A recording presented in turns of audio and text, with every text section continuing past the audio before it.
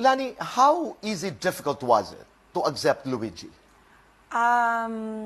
Luigi, of course, is the son of Bong by another mother. Yeah. Okay.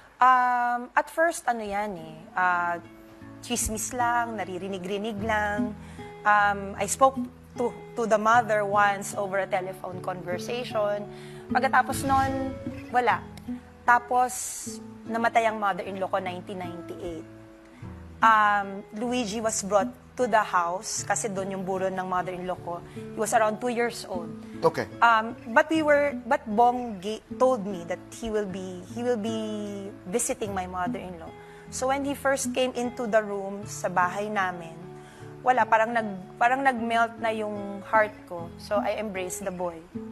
That was my first experience in seeing Luigi. Nagalit ka, Tibo?